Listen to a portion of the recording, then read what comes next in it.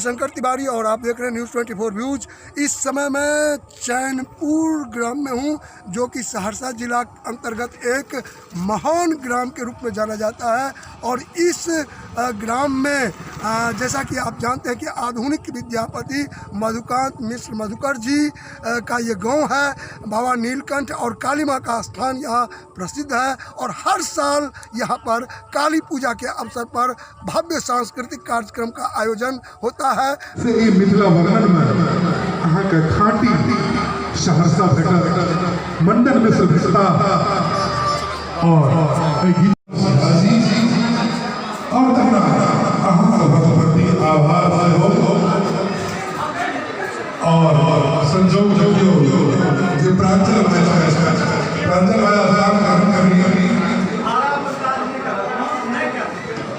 और रघुवंश भाषी का सम्मान मिथिला के द्वारा हम आज प्रमुख अतिथि रखेंगे।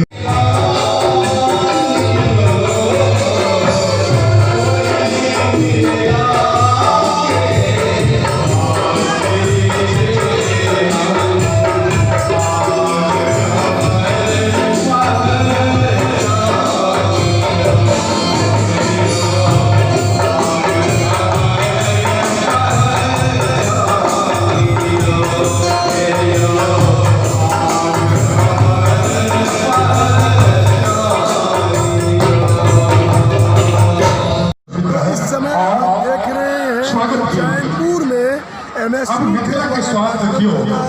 और ये प्रसिद्ध सीतामढ़ी से और प्रायः सब जिला के और यहाँ पर हर साल सहरसा से शुरू बाबा अब सोधी चली मधेपुरा और मधेपुरा जिला के गायक के हम बजबैत स्वागत गीतक संग।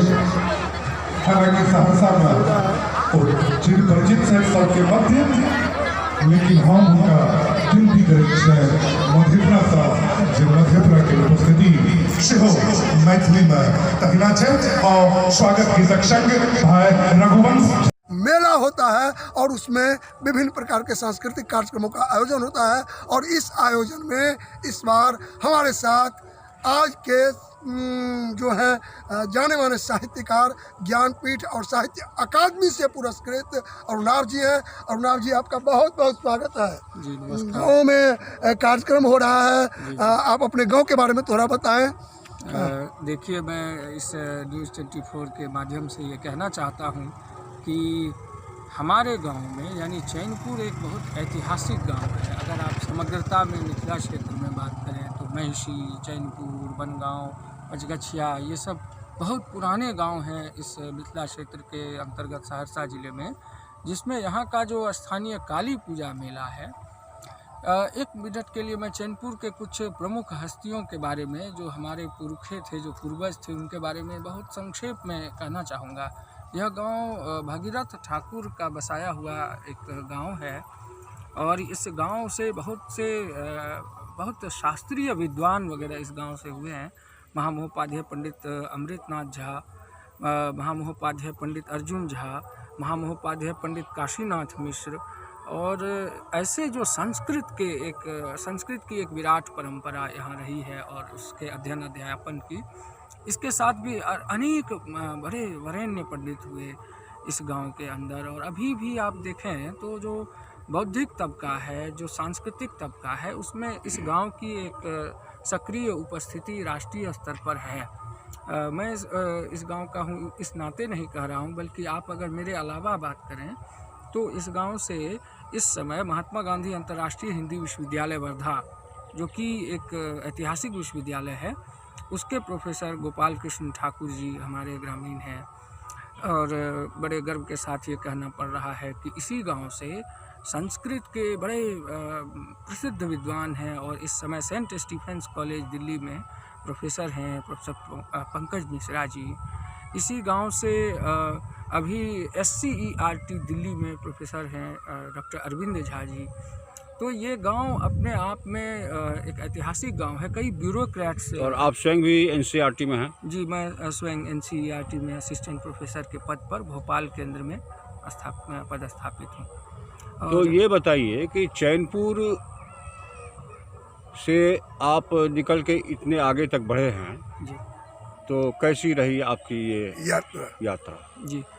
बड़ा अच्छा प्रश्न है सर। चैनपुर से जो मेरा ये गांव है, लेकिन संयोग ऐसा रहा है कि बचपन से लेके अभी तक मुझे इस गांव में कभी भी 2-3 साल रहने का मौका नहीं मिला है। मेरी प्रारंभिक शिक्षा दीक्षा ननिहाल में हुई है, बघवा में, और उसके पश्चात में आलमनगर जो उच्च विद्यालय है उससे मैं 10वीं तक पास किया हूँ। फिर उसके बाद पटना में साइंस का विद्यार्थी रहा और ISC करने के बाद जो है हमने तिलका मांझी भागलपुर विश्वविद्यालय के TNB कॉलेज में ऑनर्स किया। फिर वहाँ से जामिया मिलिया इस्लामिया में पढ़ने गया। फिर उसके बाद काशी हिंदू विश्वविद्यालय में आया। तो कई जगह की यात्राएं हैं सर, जिसको एकीकृत करके अगर देखा जाए तो जो बन पाया सब मैं समझता हूँ कि इस गांव के लोगों का आशीर्वाद, आप जैसे लोगों का आशीर्वाद, हमारे क्षेत्र के लोगों का आशीर्वाद, विज्ञान के इसमें अभी ज्ञानपीठ पुरस्कार से आप पुरस्कृत हुए हैं। कौन सी रचना है आपकी? मेरी अगर मैं अपनी सारी रचनाओं पे मुझे बात करनी है जी हाँ। तो ज्ञानपीठ से जो मेरी किताब आई वो हिंदी में मेरी पहली कविताओं की किताब थी 2014 में, दिन बनने के क्रम में पर, और ये 2013 का पुरस्कार था। इसके पहले मैथिली साहित्य में मुझे साहित्य अकादमी का युवा पुरस्कार मिला 2012 का, और वो दूसरा था। पहले मतलब युवा पुरस्कार की जो श्रृंखला थी उसमें दूसरा नाम मेरा ही उसमें आता है। तो उसके बाद मैथिली में जो एतबे टाने ही कविता संग्रह पर वो पुरस्कार दिया गया था। इसके अतिरिक्त किस साल? ये 2012 की बात है।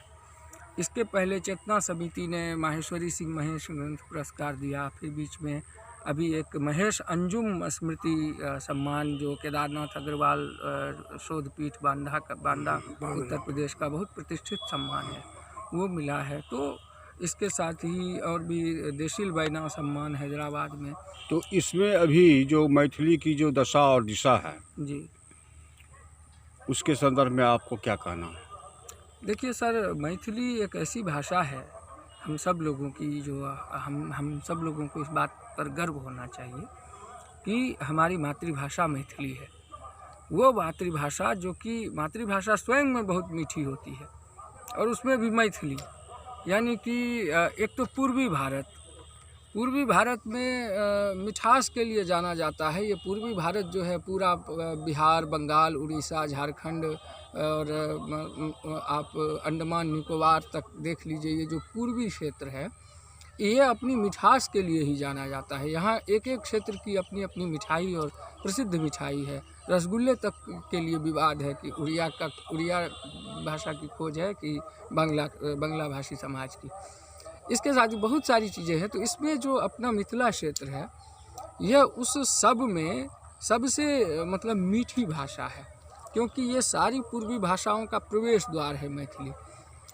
यहीं से सारी पूर्वी भाषाएं निकल करके पूरे हिंदुस्तान के क्षेत्र पर अपना अस्तित्व और अपनी मर्यादा को बचाए रखी हुई है। मैथिली साहित्य के वर्तमान दौर को आप कैसे रेखांकित कर रहे हैं? मैथिली साहित्य का जो वर्तमान दौर है वह जिस तरह से अभी परिस्थितियां बनी है, जो भूमंडलीकरण, उदारीकरण और निजीकरण के बाद की जो राष्ट्रीय परिदृश्य है, वही हमारे मैथिली के साहित्य का वर्तमान परिदृश्य है।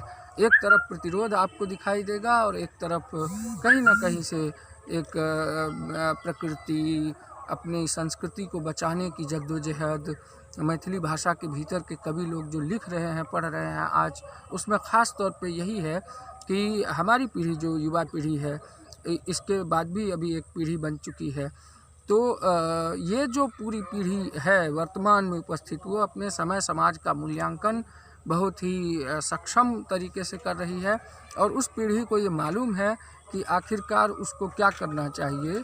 इस लिहाज से वो पीढ़ी आपको जो दिखाई दे रही है अभी मैथिली के वर्तमान परिदृश्य में, वह एक बहुत सुखद संदेश है कि दलित, स्त्री, अल्पसंख्यक, मैथिली भाषा के इन रचनाकारों ने मैथिली के चरित्र को बहुरंगी बना दिया है और विशिष्ट बना दिया है। हालांकि हर दौर में रहा है, लेकिन आज जो दौर है उसमें दलित, मुस्लिम, अल्पसंख्यक, और जो स्त्री, इन वर्गों का जो प्रवेश हुआ है वो बहुत दमखम वाला प्रवेश हुआ है। बड़े गर्व से लोग इस बात को कहते हैं। अष्टम सूची में आने के बाद भी लोग यूपीएससी तो कर रहे हैं, आईएएस तो हो रहे हैं, लेकिन माध्यमिक शिक्षा में जो मैथिली को नहीं जगह मिल रहा है, इसके बारे में आपका क्या कहना है? देखिए, अष्टम अनुसूची में शामिल होने के बाद भी किसी भाषा को बहुत सी चीज़ों की ज़रूरत होती है। ये जो मातृभाषा में माध्यम भाषा बना करके उसमें शिक्षा देने की बात है, मैं इसका घोर समर्थक हूँ। और भारत सरकार की जो नई जो राष्ट्रीय शिक्षा नीति 2020 आई है, संयोग से इस पर काम करने का हमें भी अवसर मिला था। तो इसमें इस चीज़ को स्पष्ट रूप से रखा गया है कि आरंभिक शिक्षा जो होगी वह मातृभाषा में होगी। और मातृभाषा का कंसेप्ट भी अब स्पष्ट है कि जो होम लैंग्वेज है वही मदर टंग है। कि दिल्ली में आप रहते भी हैं, उधर और रहे भी हैं, भोपाल, हर जगह, लेकिन दिल्ली में केजरीवाल ने माध्यमिक शिक्षा में मैथिली को लागू करने की बात कही है, जबकि नीतीश कुमार अभी तक मैथिली जो माध्यमिक शिक्षा में चल भी रही थी वो भी खत्म हो गई है जी। तो ऐसे में आप क्या कहना चाहेंगे? देखिए, मैं तो कोई इस पर राजनीतिक टिप्पणी तो नहीं करूंगा, लेकिन जो ज़रूरी चीज़ है वो ये है कि बिहार के माननीय मुख्यमंत्री जी हों, झारखंड के माननीय मुख्यमंत्री जी हों, जो राज्य जहाँ मैथिली भाषी जनसंख्या रहती है, बल्कि मैं तो ये कहता हूँ कि अगर बंगलोर में मैथिली के लोग बहुत ज़्यादा मतलब मैथिली भाषी जन वहाँ रहते हैं, तो बंगलोर में यानी कर्नाटक की सरकार, पश्चिम बंगाल की सरकार, दिल्ली की सरकार, महाराष्ट्र की भी सरकार, बल्कि मुंबई में बहुत मैथिली भाषी लोग हैं, तो इन सभी सरकारों को मातृभाषा के रूप में जहाँ उनकी जनसंख्या है, जहाँ मैथिली भाषी जन रहते हैं, उन क्षेत्र में ख़ास तौर पर मैथिली को माध्यम भाषा के रूप में पढ़ाने पर बल देना चाहिए। और मैं माननीय बिहार के मुख्यमंत्री जी से भी ये निवेदन करना चाहूँगा कि वो अपना कार्यकाल, उनको शुभकामना देता हूँ, वो नई पारी में जा रहे हैं और उन्हें तमाम कामों के साथ साथ सांस्कृतिक रूप से जो ये ज़रूरी काम है वो यही है कि मातृभाषा को माध्यम भाषा के रूप में पढ़ाने पर आपको विचार करने की और उस पर क्रियान्वयन करने की आवश्यकता है। माननीय मुख्यमंत्री महोदय अगर ये काम करते हैं तो एक जो मैथिली जन का उनको आशीर्वाद प्राप्त हुआ है, उस आशीर्वाद पर लगातार वो आशीर्वाद उन्हें प्राप्त होता रहेगा। खास करके मैथिली भाषा एक खास जाति के लिए ही मान करके लोग रह गए हैं, जब आपका क्या मानना है? नहीं, मैथिली भाषा कोई भी भाषा हो दुनिया की, वो किसी जाति की भाषा होती ही नहीं है।